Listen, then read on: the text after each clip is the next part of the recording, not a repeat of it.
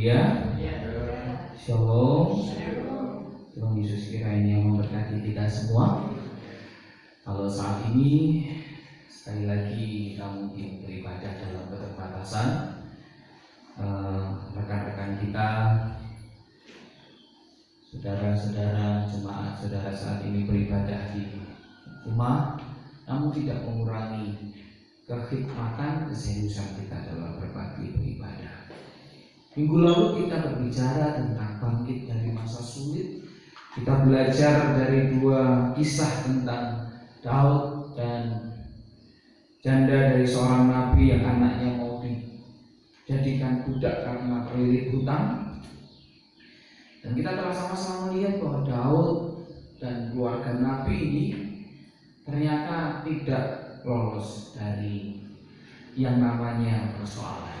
Nah, hari ini kita masih dalam suasana pergumulan, dalam bergumul. Kita berharap di minggu-minggu yang akan datang kita bisa kembali bertemu, berbagi, beribadah bersama-sama di tempat ini, di rumah ini yang telah kita bangun untuk mempermuliakan Dia, berbagi beribadah bersama-sama, merespon pergumulan hidup dengan kebajikan.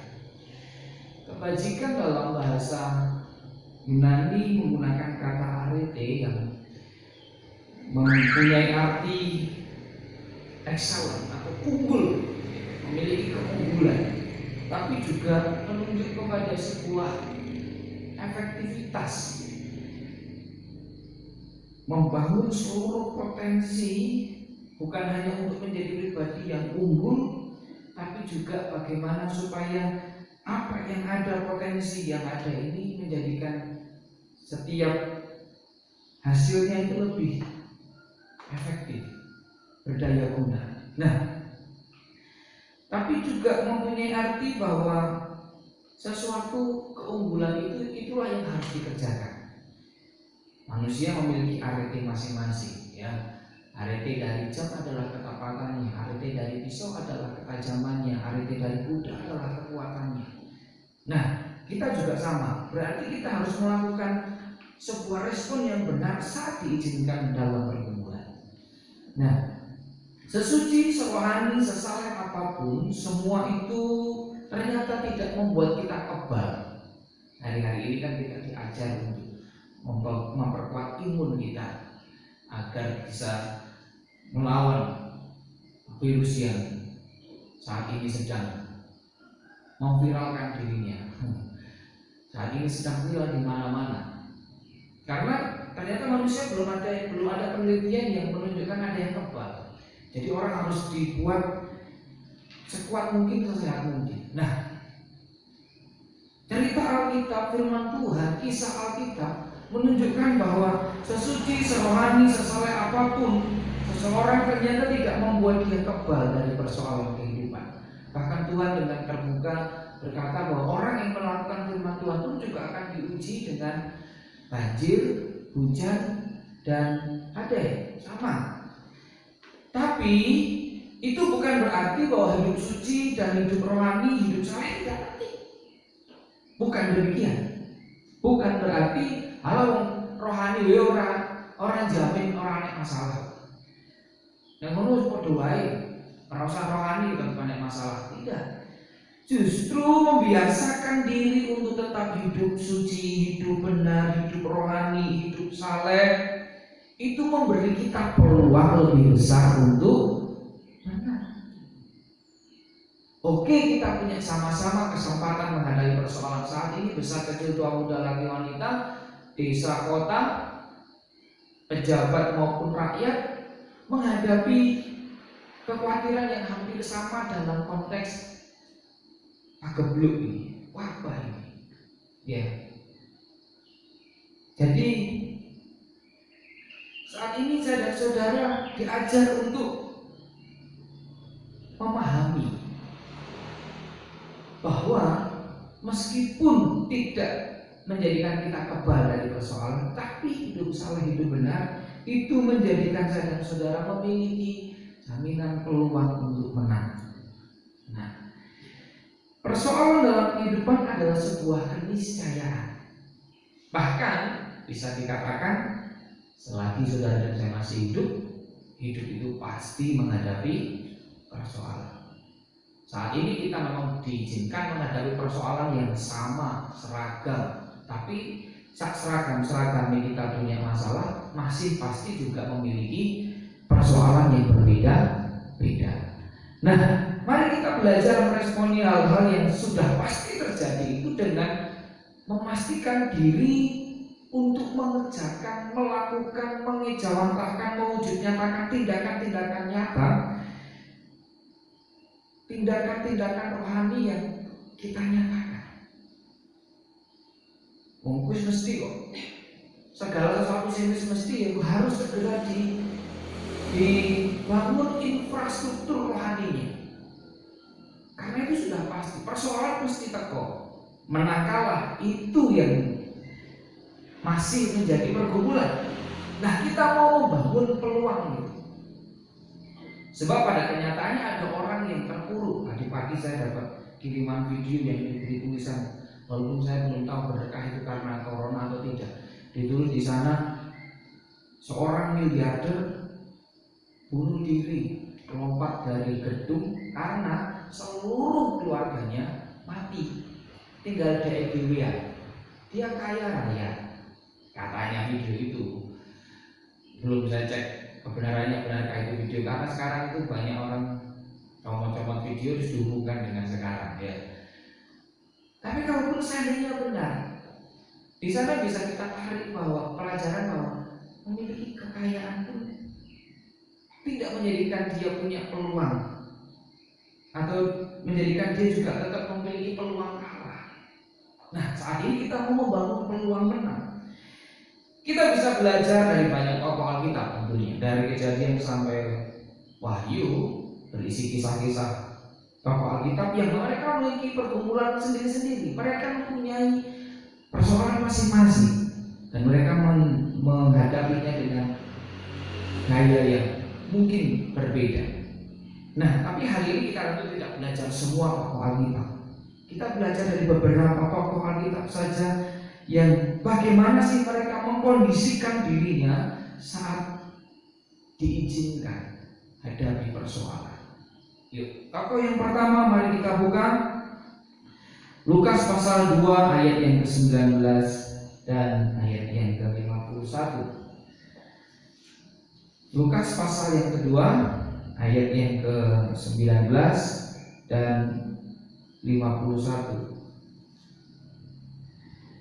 Ayat yang ke-19 berkata, tetapi Maria menyimpan segala perkara itu di dalam hatinya dan merenungkannya. Ayat yang ke-51, di saat Tuhan Yesus dari bait Allah, lalu ia, Tuhan Yesus, pulang bersama-sama mereka ke Nazaret, dan ia tetap hidup dalam asuhan mereka, ayah dan ibunya. Dan ibunya Maria menyimpan semua perkara itu di dalam hatinya. Nah, tidak kebetulan Dr. Lukas mengulang apa yang dikerjakan Maria di ayat 19 diulang lagi di ayat yang ke-51. Tidak kebetulan. Pengulangan ini menunjukkan bahwa tindakan Maria ini sepertinya sudah merupakan gaya hidupnya atau menjadi kebiasaannya, menyimpan sesuatunya di dalam hati untuk direnungkan, entah itu suka maupun duka. Bukankah kita juga seringkali diajar demikian? Diunggahke, didoke. Ya, hati dan pikiran menjadi tempat untuk merenungkan. Dan apa sih ono persoalan ini, atau apa yo jasaku sampai aku oleh berkat seperti ini.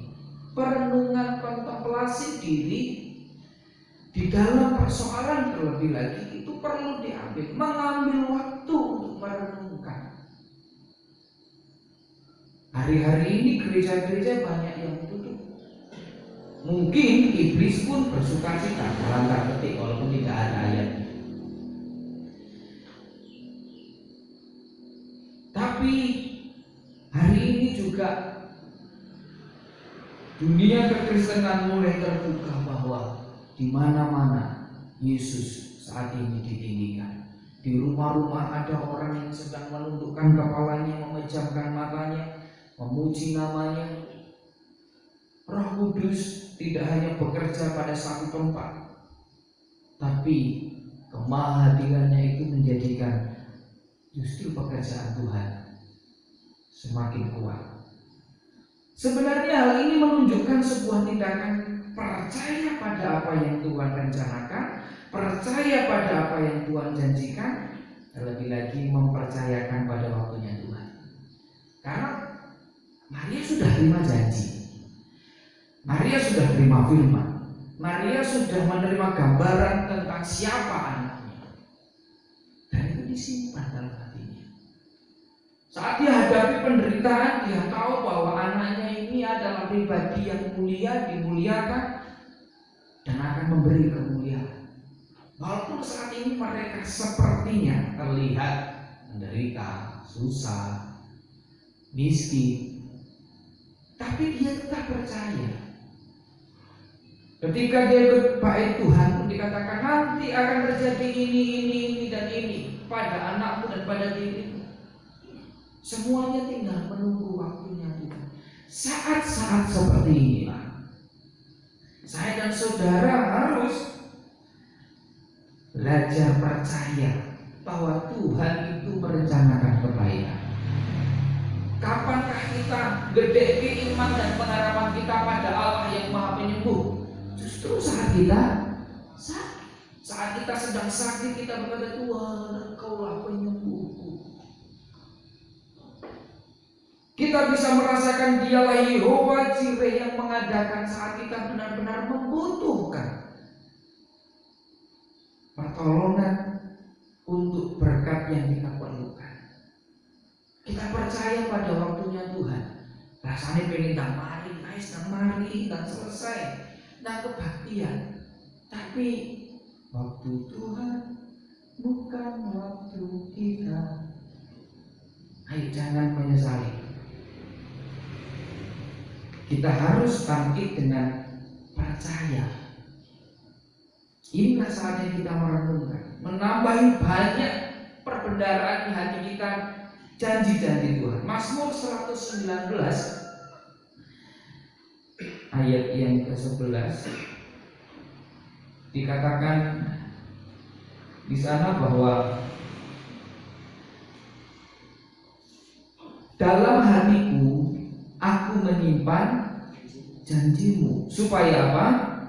Aku jangan berdosa terhadap Engkau. Saya berikan sebuah keterangan bahwa ketika hati saya dan saudara dipenuhi dengan janji-janji Tuhan, hari-hari ini kan kita diajak banyak baca firman Tuhan, baca kitab suci, berinteraksi dengan firman.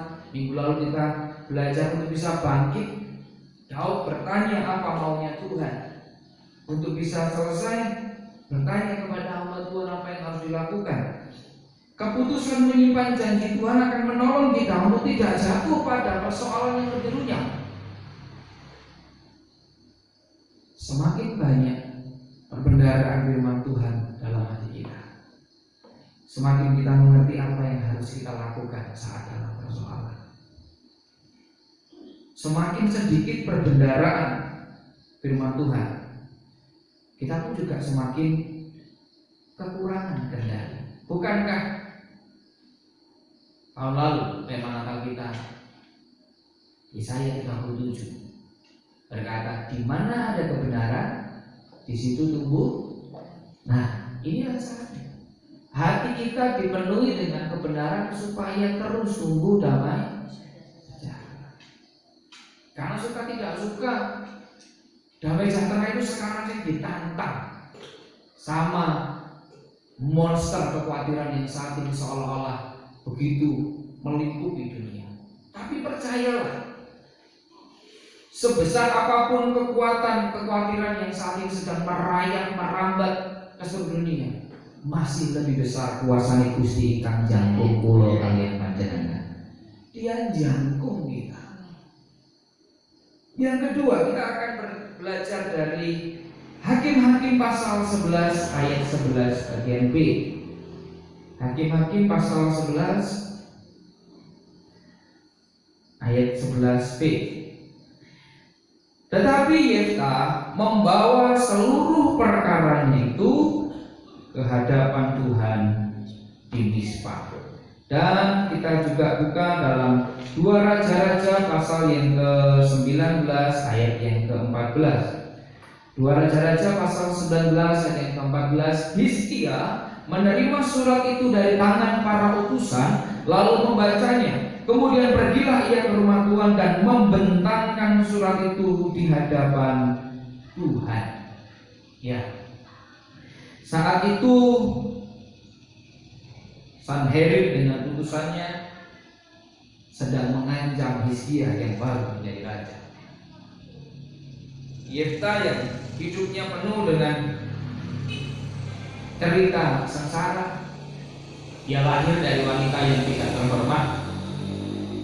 Dia tumbuh, tinggal menunggu waktu, bapaknya mati, dia langsung ditendang, keluar, diusir. Kalau nyanyinya Rita Huta Barat, hidupku yang sengsara, penuh dengan penderitaan. Nah, tapi apa yang sedang dihadapi? Kemudian singkat ceritakan Yefta dimintai untuk menolong orang Israel yang sedang berperang melawan musuhnya. Tapi sebelum dia berperang, dikatakan tadi dia bawa semua perkara itu kepada Tuhan. Ini adalah sebuah tindakan yang lazim diajarkan dari generasi ke generasi. Betul? Ketika saudara ada masalah, mau pendeta senior, mau pendeta junior, mau calon pendeta ataupun teman sejawat jemaat, ketika sudah dapat masalah, ini yang akan diajarkan: sembahyang, berdoa, bawa masalahmu kepada Tuhan. Walaupun ini nasihat yang lazim, ini harus dipertahankan. Karena inilah yang justru akan menjadi tidak lazim ketika ini tidak dikerjakan. Anak-anak Tuhan ketika menghadapi persoalan kehidupan, kelaziman yang harus dibangun adalah membawa perkaranya kepada Tuhan. Bawa pergumulan Anda ke hadapan Tuhan dalam doa. Dalam doa. Allah memang melarang kekhawatiran. Kemarin kita juga sudah sama-sama bahas ini. Saya tekankan. Allah memang mengatakan janganlah kamu khawatir atas segala apapun, segala sesuatu. Bahkan. Tapi apakah benar-benar kita tidak bisa ditamoni sama kekhawatiran? Ternyata juga tetap bisa. Serohani apapun sayang saudara, kekhawatiran tidak takut dengan gelar kita, tidak takut dengan status kita. Ojo, percuma aku yang marani kayak jemaat senior. Kamu datangi pasti akan ditolak. Iya, mungkin 1, 2, 3 kali dalam beberapa bentuk. Ada kalanya kita langsung bisa berkata, aku rawat dia, aku rawat dia. Tapi ada satu sisi, ketika kekhawatiran itu bermutasi, berevolusi menjadi bentuk yang lain, kita bisa berkhawatir juga, bukan? Bisa. Tapi bukan berarti kemudian Tuhan langsung menghukum. Tidak. Tuhan kita selalu memberi solusi. Allah kita adalah Allah yang tidak seperti orang sing boleh kesempatan duduk panjenengan kan, ngenteni salah duduk. Dia memang melarang kita khawatir. Tapi ketika dia melihat anak-anaknya khawatir, dia ajak duduk, nek sampean khawatir, serahkanlah segala khawatirmu dalam doa dan permohonan serta ucapan.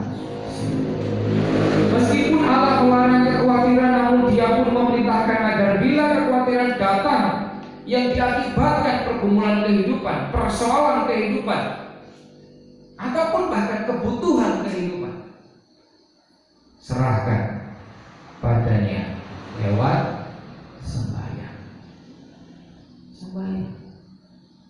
sebuah nasihat klasik yang tidak boleh hilang dari anak-anak Tuhan.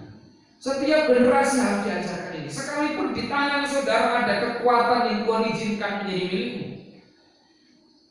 tapi ajari anak-anakmu untuk sembahyang. Ketika dia meminta segala sesuatu, ajari dia lebih dahulu sembahyang. Loh, papa mama kan punya uang. Iya, tapi belum tentu uang ini untuk itu. Ayo kita berdoa. Tuhan bisa pakai papa, Tuhan bisa pakai mama, Tuhan bisa pakai om itu, tante itu, ibu ini, papa itu, keluarga ini, keluarga itu. Berdoa dulu sama Tuhan.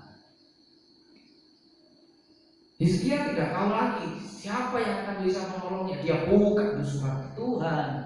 Wis, aku rasa cerita, rasa tak baca nih. Woconen dewi. Karena dia dikatakan membentangkan surat itu di hadapan Tuhan, seolah-olah wis jenengan waos piyambak. Engkau tahu pergumulan hatiku.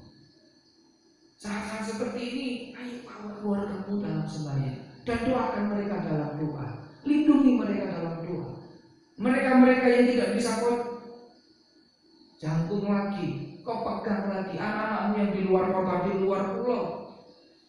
Apalagi kotanya saat ini mungkin di zona merah, karena di sana sedang mengamuk begitu rupa. Ayo, Tuhan, bawa Tuhan, tolong anakku, tolong suamiku, tolong istriku dan lain sebagainya. Yang ketiga, kita belajar dari Filipi pasal yang keempat, ayat yang ke-12 dan 13, yaitu kita belajar dari Rasul Paulus. Ya. Kita belajar dari Rasul Paulus, Filipi pasal 4 ayat yang ke-12 dan 13. Begini bunyi firman Tuhan, aku tahu apa itu kekurangan dan aku tahu apa itu kelimpahan. Dalam segala hal dan dalam segala perkara tidak ada sesuatu yang merupakan rahasia bagiku, baik dalam hal kenyang maupun dalam hal kelaparan, baik dalam hal kelimpahan maupun dalam hal kekurangan. Segala perkara dapat kutanggung di dalam Dia yang memberi kekuatan kepadaku. Kalau kita baca dari versi mudah dibaca, saya suka untuk ayat ini ya. Untuk ayat ini dalam versi terjemahan mudah dibaca ditulis begini: aku tahu cara hidup pada saat kekurangan dan cara hidup pada saat berkecukupan. Ya, ini yang ketiga. Respon yang harus kita ambil adalah memperbaiki atau mengevaluasi cara hidup kita. Suka tidak suka yang terjadi saat ini menggoncang banyak hal, saudara. Ekonomi tergoncang, pekerjaan banyak orang di PHK, pariwisata menjadi sepi, perhotelan banting harga, angkutan, armada, rental pribadi maupun umum juga tergoncang. Semuanya, suka tidak suka, ini yang sedang dihadapi.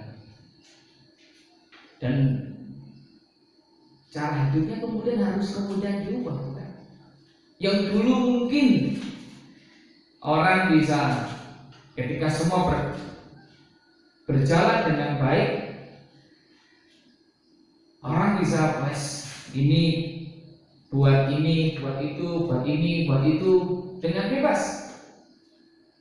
Sekarang harus mulai menata sampai ono opo-opo dilala, ono lockdown, ono penutupan, ono pembatasan. Orang kemudian mulai sing biasanya royal sekarang mulai nabung, mulai hidup. Ya, dalam sebuah pergumulan, cara hidup itu memang perlu dievaluasi. Cara hidup kita baik sebelum persoalan maupun saat dalam persoalan, sebelum diberkati maupun saat diberkati, sangat menentukan mengapa persoalan itu datang atau mengapa persoalan itu terselesaikan. Ketika saya dan saudara gagal membangun cara hidup yang benar, begitu juga maka masalah menjadi semakin rumit. Aku tahu cara hidup nek lawan rasa susah kudu piye, kudu makin mendekat pada Tuhan, makin gandul Gusti. Kalau sedang dalam keberkatan tidak sampai terlena, tidak kekurangan hati untuk berempati, bersimpati, berbagi dan bersyukur dan lain sebagainya. Cara hidup. Saat dalam persoalan hati ini yang perlu dikoreksi. Sudahkah kita punya firman Tuhan? Sudahkah kita punya janji Tuhan? Perbanyak janji Tuhan. Saatnya dalam persoalan itu banyak merenung, mengisi hati dengan firman Tuhan untuk dilakukan. Yang kedua, saat dalam persoalan ojo lari. Larilah kepada Tuhan. Nama Tuhan adalah menara yang kuat. Kesanalah orang benar berlari dan menjadi selamat. Kapankah saat dalam persoalan? Karena dikatakan engkaulah gustikan dadi pangungsenku. Kapan sih orang mengungsi? Ketika menghadapi bencana, persoalan, masalah, itulah mengungsi. Engkaulah tempat pengungsianku. Artinya dia tahu bahwa dia ada dalam keadaan bahaya, maka dia mengungsi. Cara hidup ini perlu dievaluasi. Cara hidup yang benar saat dalam masalah itu akan menolong kita keluar dari masalah. Sebaliknya, ketika kita mengambil cara hidup yang salah dalam masalah, itu malah menambahi persoalan, menjadikan masalah semakin rumit. Pun juga ketika diberkati, maka lagu kita kan ing mongso kesisahan utawi kelimpahan. Saya ambil dari ayat pasal 4:13 itu. Kula tansah betahaken kagiatan saking Tuhan. Orang mau kuat larat tapi ya kuat derajat. Ketika derajat diangkat, jangan sampai kita tumbang. Demikian juga ketika saya dan saudara sedang diizinkan menghadapi persoalan, jangan sampai kita jatuh dan kalah. Cara hidup harus diperhatikan. Yang terakhir, Ibrani pasal yang ke-4. Ibrani pasal yang ke-4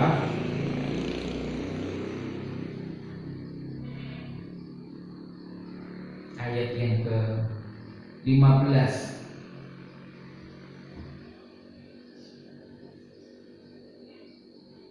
dan 16. Yesus, imam besar kita, dapat mengerti kelemahan kita. Amin. Dia paham kelemahan saudara. Ketika Yesus hidup di bumi, ia dicobai dengan segala hal.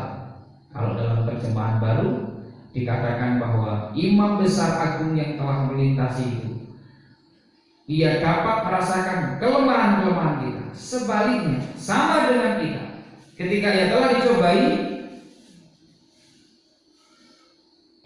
dicobai, tapi apa? Tidak berbuat dosa. Sama dengan kita. Ketika dia dicobai, ia telah dicobai, ia tidak berbuat dosa.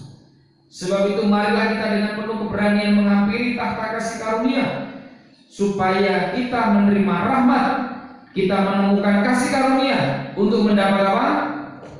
Pertolongan kita pada Amin.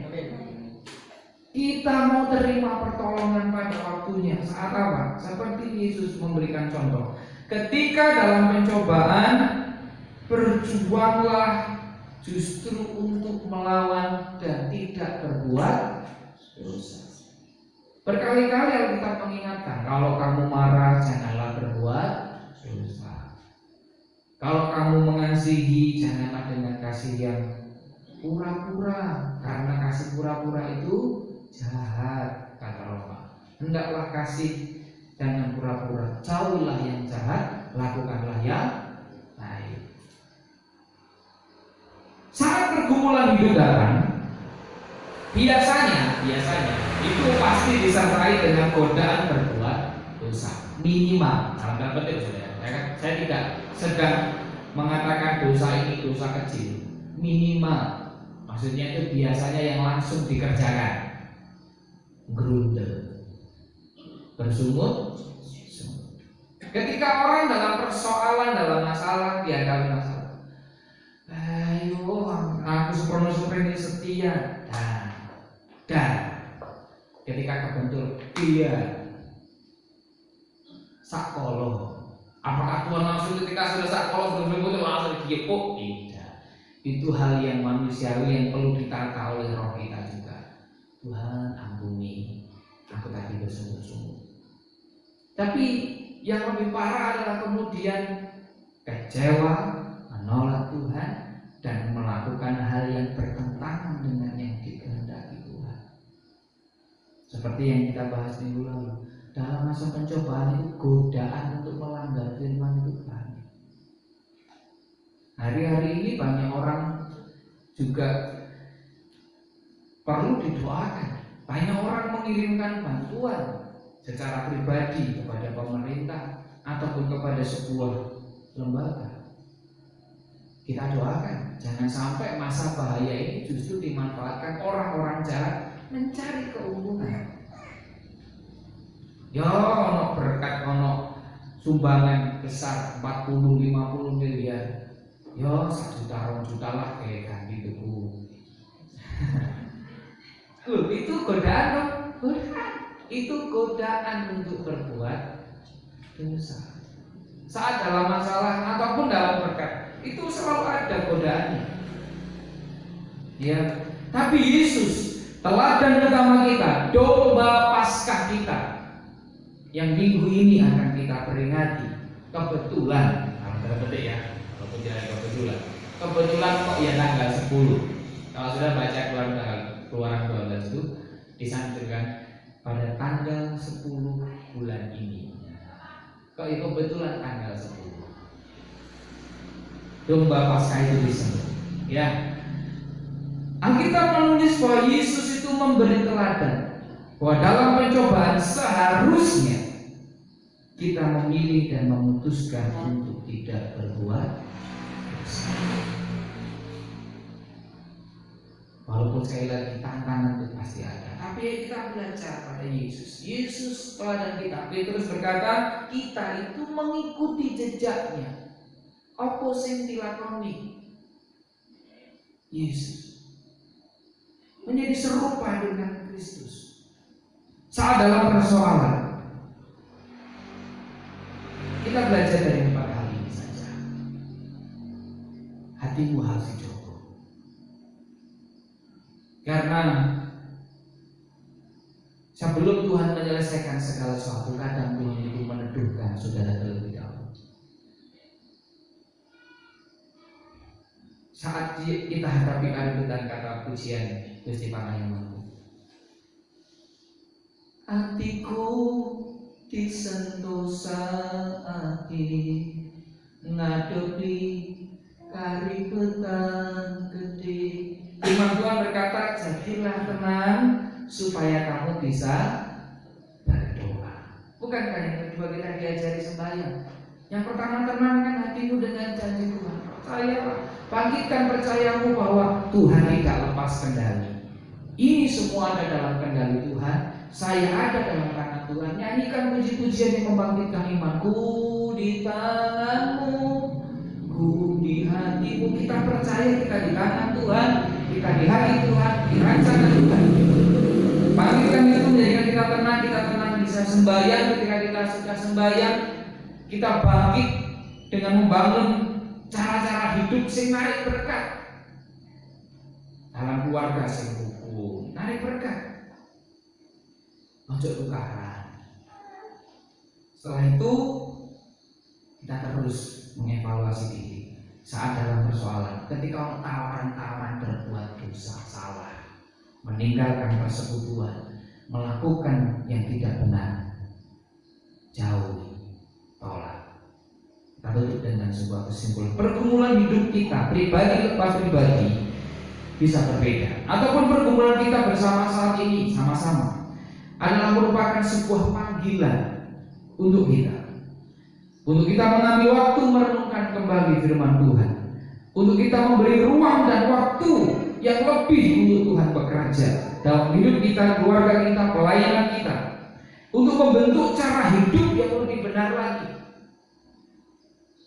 Dan saatnya kita bertobat dari segala kesalahan, dari segala pelanggaran dosa kita. Ketika salah, ojo nambahi masalah. Justru datanglah pada Allah yang akan menolongmu pada waktunya, menolong saya dan saudara untuk melewati masalah ini. Tuhan Yesus kiranya memberkati kita semua. Mari kita berdoa. Kita bangkit berdiri.